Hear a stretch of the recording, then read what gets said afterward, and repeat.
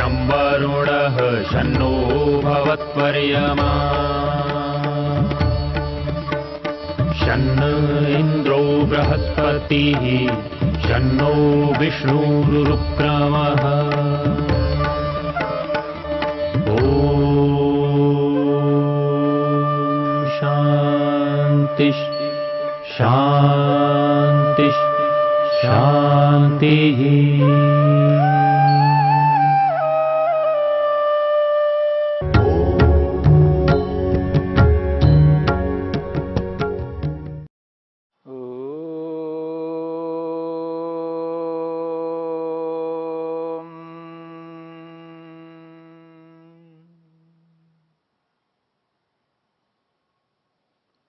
साधन पाद के पहले सूत्र को लेकर के विचार चल रहा है। तपः स्वाध्यायेश्वर प्रणिधानानि क्रिया योगः। तप, स्वाध्याय और ईश्वर प्रणिधान, ये तीनों क्रियाएं योग के रूप में कहलाएंगी। इन तीनों क्रियाओं को व्यवहार में उतारना ही योग कहलाएगा। योगाभ्यासी व्यक्ति को तप, स्वाध्याय और ईश्वर प्रणिधान करना है। यानी प्रारंभिक व्यक्ति जिसने मन को एकाग्र करने का लक्ष्य ही नहीं बनाया, ऐसा व्यक्ति जिसका उद्देश्य समाधि लगाना नहीं है, ऐसा व्यक्ति जिसका उद्देश्य आत्मा परमात्मा का साक्षात्कार करके मुक्त होना, मुक्ति को प्राप्त करना, ऐसा लक्ष्य नहीं है। ऐसा व्यक्ति है जो संसार के विषय भोगों को प्राप्त करना चाहता है, संसार के वैभवों को अपनाना चाहता है, संसार के प्रति जिसका मोह है, आकर्षण है, लगाव है। ऐसा व्यक्ति योग को कैसे अपनाए, ऐसा व्यक्ति योग का प्रारंभ कैसे करे, उसके लिए यहां पर कहा जा रहा है तप से प्रारंभ करना है। योगाभ्यास तप से प्रारंभ करना है, स्वाध्याय से प्रारंभ करना है, ईश्वर प्रणिधान से प्रारंभ करना है। जब व्यक्ति तप से योग को प्रारंभ करता है, और वो जो तप है वो तप द्वंद्वों को सहन करना है, और ये जो द्वंद्व सहन किए जाते हैं ये अच्छे कर्मों को करते समय, शुभ कर्मों को करते हुए व्यक्ति को सहन करना होता है। किसे? बाधा को, समस्या को, मुसीबत को, विपत्ति को, आपत्ति को सहन करना होता है। व्यक्ति जब अपने लक्ष्य को पूरा करने के लिए शुभ कर्म करने लगता है तो उसके सामने नाना प्रकार की बाधाएं, समस्याएं, मुसीबतें आ जाती हैं। उनका सामना करता हुआ व्यक्ति घबरा जाता है, उनको झेल नहीं पाता है, उनको सहन नहीं कर पाता है और अच्छे कर्मों को छोड़ देता है, त्याग कर देता है। परंतु योग कहता है ऐसा नहीं करना, उसके लिए तप करो। जिस अच्छे कर्म को आप करने जा रहे हो उसके लिए तप करो। यानी उस अच्छे कर्म को करते हुए सर्दी लगे तो उस सर्दी को सहन करो, गर्मी लगे तो गर्मी को सहन करो, और भूख लग रही है तो सहन करो कुछ समय के लिए, प्यास लग रही है तो सहन करो। अच्छे कर्मों को करने के लिए सहन करना आवश्यक है। इसलिए तप का विधान है, और यदि तप नहीं करते हैं तो योग को सिद्ध नहीं कर सकते।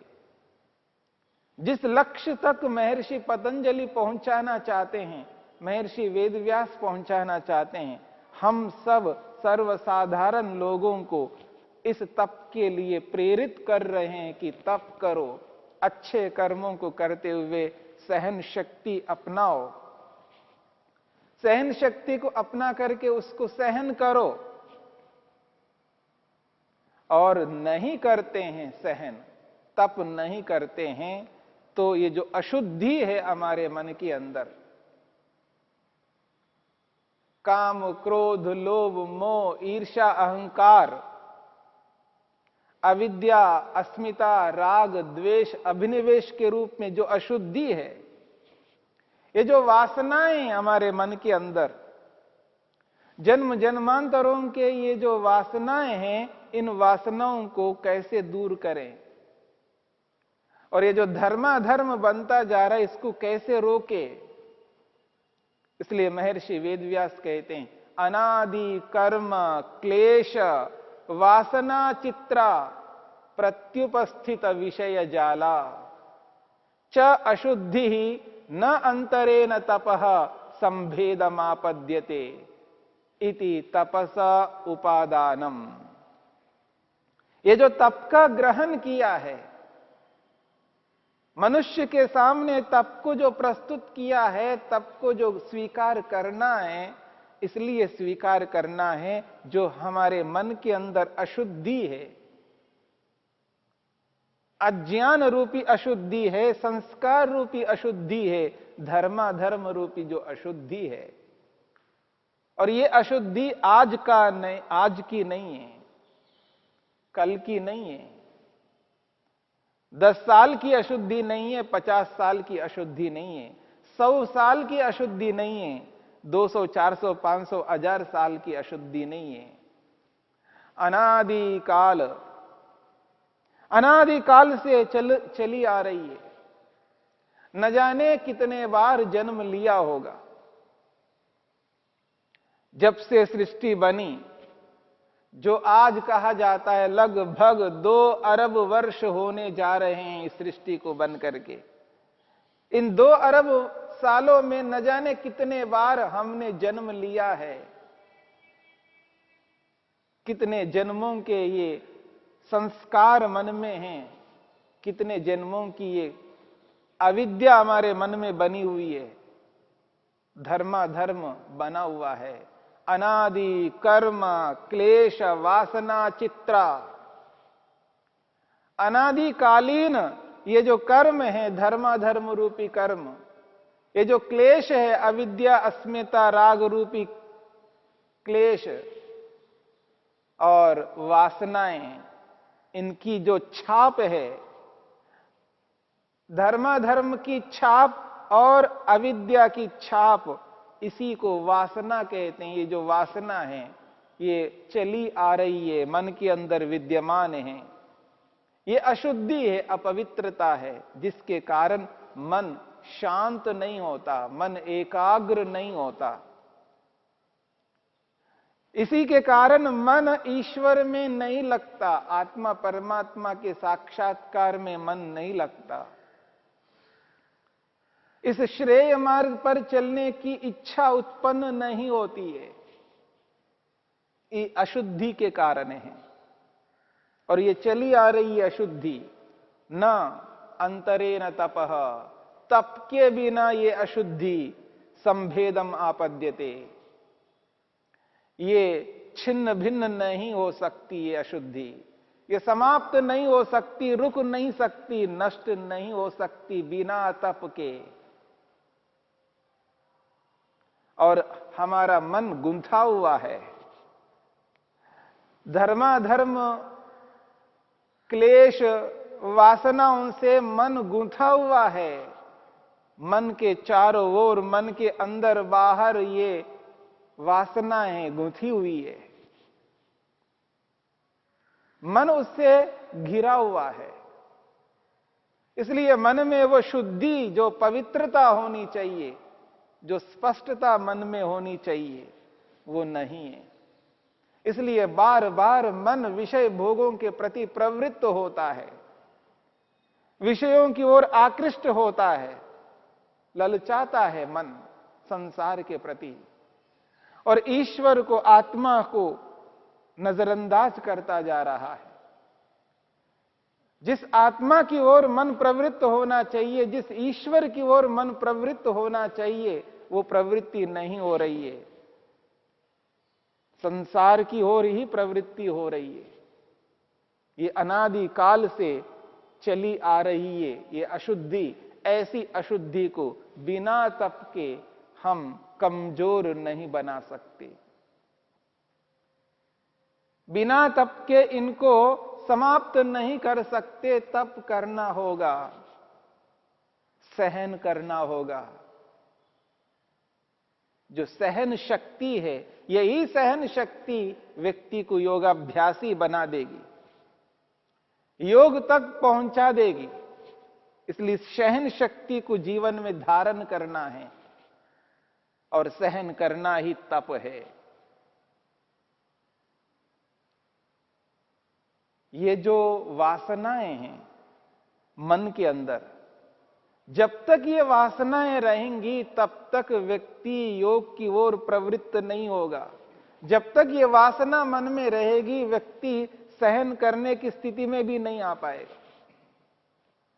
इसलिए इसको समझना है, ज्ञान को अपने मन में बिठाना है कि जब तक वासना रहेगी तब तक मैं ईश्वर की ओर प्रवृत्त नहीं होऊंगा।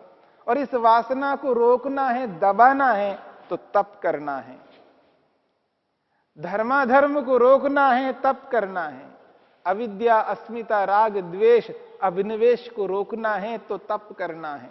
बिना तप के ये दूर नहीं हो सकते।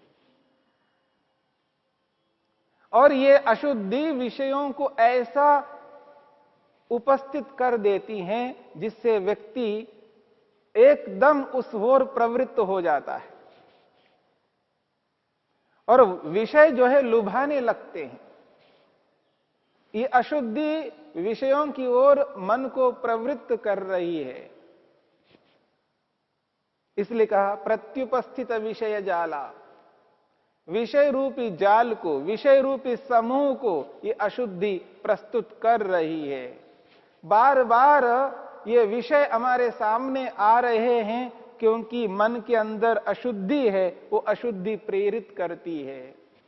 धर्माधर्म रूपी अशुद्धि, अविद्या रूपी अशुद्धि, वासना रूपी अशुद्धि निरंतर प्रेरित कर रही है, संसार की ओर प्रवृत्त कर रही है।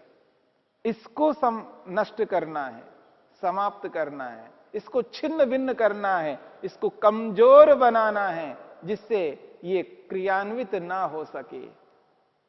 उसके लिए तप करना है। बिना तप के हम वहां तक नहीं पहुंच पाएंगे। और ये अशुद्धि जो है ये जन्म जन्मांतरों की अशुद्धि है, जिस अनादि को लेकर के हमने विचार किया है। अनादि दो प्रकार से अनादि होते हैं पदार्थ। एक है प्रवाह से अनादि, परंपरा से, बारी बारी से ये आते रहते हैं। सृष्टि जब तक रहेगी तब तक कर्म करते रहेंगे। ये कर्म सृष्टि में रहेंगे, फिर प्रलय में नहीं रहेंगे। प्रलय के बाद वापस सृष्टि दोबारा बनेगी तो फिर दोबारा कर्म करते जाएंगे। तो ये जो कर्मों की श्रृंखला है निरंतर चलती रहती है, रुकती नहीं है, कभी नहीं रुक सकती। अर्थात सदा सदा के लिए नहीं रुक सकती, क्योंकि प्रारंभ कभी नहीं हुआ है। कर्म इस समय से अब प्रारंभ हुआ, यह समय इसका, यहां से कर्म प्रारंभ हुआ, इससे पहले कर्म नहीं था, यह स्थिति कभी नहीं थी। फिर बस निरंतर चलते आ रहे ये कर्म, इसलिए प्रवाह से अनादि है। और स्वरूप से अनादि परमेश्वर है, ईश्वर है, आत्मा है और सत्व रज तम है। ये स्वरूप से अनादि, ये प्रारंभ नहीं हुए और ना ही ये परंपरा से रहते हैं, ये निरंतर वैसे ही रहते हैं। परमेश्वर सदा उसी स्थिति में रहता है जिस स्थिति में आज है। और जीवात्मा जिस स्थिति में आज है उसी स्थिति में सदा रहेगा। और सत्वरज स्तंभ भी जिस स्थिति में है उसी स्थिति में निरंतर बनी रहेगा। सत्वरज स्तंभ रूपी जो प्रकृति, जीवात्मा और परमेश्वर, ये स्वरूप से अनादि है। और कर्म जो हम करते हुए आ रहे हैं, ये जो अविद्या है हमारे साथ जुड़ी हुई है, और ये जो वासनाएं हैं, ये परंपरा से निरंतर चले आ रहे हैं। ये सब के सब प्रवाह से अनादि है। इसलिए यहां पर कहा जा रहा है अनादि कर्म क्लेश वासना चित्रा। अनादि काल यानी परंपरा से कर्म और अविद्या रूपी क्लेश और इनके जो संस्कार रूपी वासना, ये हमारे मन में विद्यमान हैं। प्रत्युपस्थित विषय जाला, ये विषय समुदाय को मनुष्य के सामने, आत्मा के सामने प्रस्तुत करती है अशुद्धि। बिना तप के अशुद्धि दूर नहीं हो सकती है। इसलिए महर्षि वेदव्यास कहते हैं तप का ग्रहण महर्षि पतंजलि ने किया है, क्योंकि इस अशुद्धि को दूर करना है, समाप्त करना है। इसलिए वो कहना चाहते हैं न अतपस्विनो योगः सिद्ध्यति। जो तपस्वी नहीं है, तप नहीं करता, और तप को जब तक जीवन में स्वीकार नहीं करता है, तब तक व्यक्ति योग में प्रवेश भी नहीं कर पाएगा। योग में प्रवेश करने के लिए तप को स्वीकार करना है। तप को जब जीवन में उतारते हैं, तब जाकर के व्यक्ति एक दिन योग को हृदयंगम कर लेता है, और उस तपस्या ही योग को सिद्ध करने वाली बनेगी।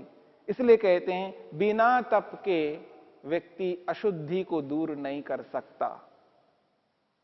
ये जो अशुद्धि है, ये आज इस जन्म की नहीं है, पिछले जन्म की नहीं है, पता नहीं जन्म जन्मांतरों से चली आ रही है। जब से सृष्टि बनी है तब से लेकर के आज तक हम न जाने कितने बार जन्म लिए हैं, और उन समस्त जन्मों की जो अशुद्धि है वो बहुत अधिक बढ़ गई है हमारे मन के अंदर। और वो अशुद्धि जब तक मन में रहेगी तब तक हम योग में प्रवृत्त नहीं हो पाते हैं, समाधि की ओर अग्रसर नहीं हो पाते हैं। उस स्थिति को दूर करना है तो तप को अपनाना है। तप के माध्यम से आने वाली जितनी भी समस्याएं हैं, बाधाएं हैं, मुसीबतें हैं, उनको सहन करना है। इन सबको सहन करते हुए ही जब हम आगे बढ़ते हैं, तब ये तप उस अशुद्धि को समाप्त करने वाला बनेगा। तभी ये तप उन क्लेशों को नष्ट करने वाला बनेगा। तभी ये तप उन धर्माधर्म को रोकने वाला होगा। नए पाप पुण्य कर्म नहीं बनेंगे। तपस्या से जो नए पाप या पुण्य कर्म बन सकते हैं वो रुक जाएंगे, धर्माधर्म रुक जाएगा। ऐसे ही क्लेश रुक जाएंगे और वासनाएं भी रुक जाएंगी। जब ये तीनों रुक जाएंगी, फिर उसी तप के माध्यम से इनको कमजोर बनाएंगे, और कमजोर बना करके एक दिन उसी तप से इनको नष्ट करेंगे। इसलिए बिना तप के ये अशुद्धि दूर नहीं हो सकती।